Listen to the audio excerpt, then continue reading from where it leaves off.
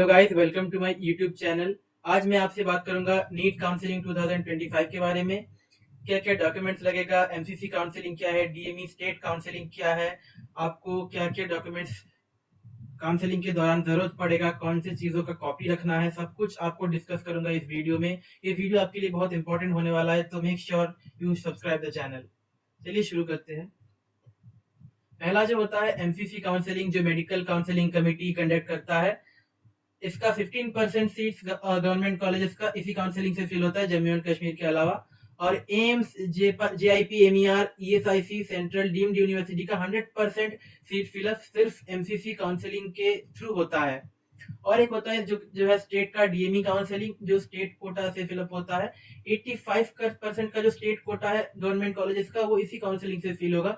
तो इसको आप चेकआउट करते रहना। ये हर स्टेट का अलग अलग टाइम पे शुरू हो जाता है, तो आपको जल्दी से जल्दी शुरू होने पे स्टार्ट कर देना है, ज्वाइन कर देना है। और प्राइवेट यूनिवर्सिटीज का 100% जो सीट्स है वो इसी काउंसलिंग से फिल होगा। तो ये एक इम्पोर्टेंट डेटा था जिसको आपको याद रखना है। तो आगे बढ़ते हैं। अब एमसीसी में भी 4 राउंड्स होते हैं। एक होता है राउंड 1, राउंड 2 तो होगा ही। उसके बाद होता है मॉकअप राउंड, उसके बाद स्ट्रे वैकेंसी राउंड। सारा वैकेंसी फिलअप करने के लिए ये राउंड कराया जाता है। स्टेट काउंसलिंग में ऑलमोस्ट सेम है। वहाँ ये जो स्ट्रे राउंड होता है उसके चांसेस कम होते हैं। अब आप अगर नीट क्लियर कर चुके हो, आप अगर काउंसलिंग में एक अच्छा कॉलेज पाने का चांस है, तो आप ये सारे डिग्रीज वहां से कर सकते हो, इनमें से कोई भी। जैसे कि एमबीबीएस हो गया, bachelor of medicine, bachelor of surgery, BDS हो गया, bachelor of dental surgery, BMS Ayurvedic medicine, BHMS homeopathy, BMS यूनानी मेडिसिन, और इसी तरह से बहुत सारे डिग्रीज हैं जो आप कर सकते हो।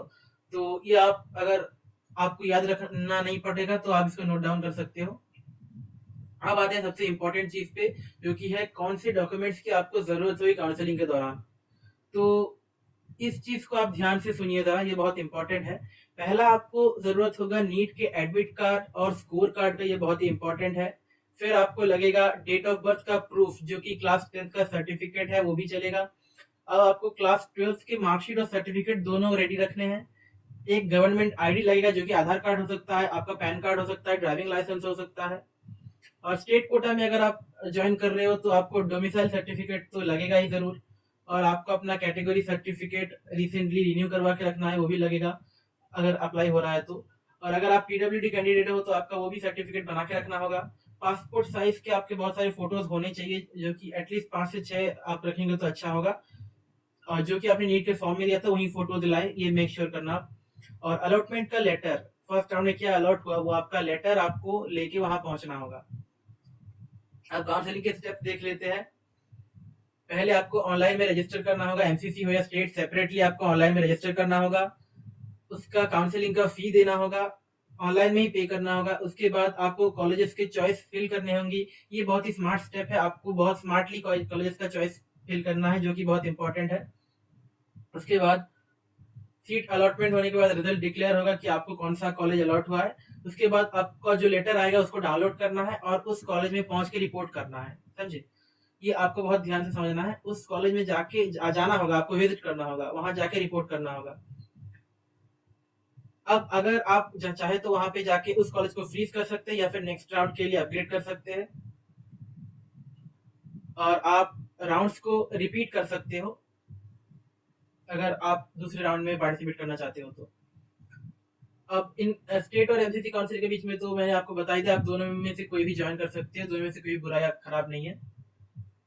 फाइनल टिप्स में आपको जो दूंगा, आपको जल्दी से रजिस्टर करना है, आपको चॉइसेस फिल स्मार्टली करने हैं, जो कि बहुत इंपॉर्टेंट है, यही सबसे ज्यादा इंपॉर्टेंट पार्ट है। और आपको सिर्फ ऑफिशियल साइट्स को चेकआउट करना है, किसी भी फेक साइट को चेकआउट नहीं करना। सारे डॉक्यूमेंट्स का स्कैंड प्रिंटेड कॉपी, मतलब हार्ड और सॉफ्ट कॉपी दोनों रखना है। और एमसीसी का जो ऑफिशियल साइट है उसको चेकआउट करते रहना, और आपके स्टेट का गवर्नमेंट मेडिकल कॉलेज अलॉटमेंट का जो पोर्टल है उसको भी चेक करते रहना। तो धन्यवाद मेरा वीडियो पूरे आखिर तक देखने के लिए। अच्छा लगा तो चैनल को सब्सक्राइब कर देना, और नीचे दिए गए इंस्टाग्राम लिंक पे आप मेरे को मैसेज कर सकते हो अगर आपका कोई डाउट हो, या फिर आप कमेंट कर सकते हो। धन्यवाद, आशा करते हैं आपको आपका पसंदीदा कॉलेज मिल जाए।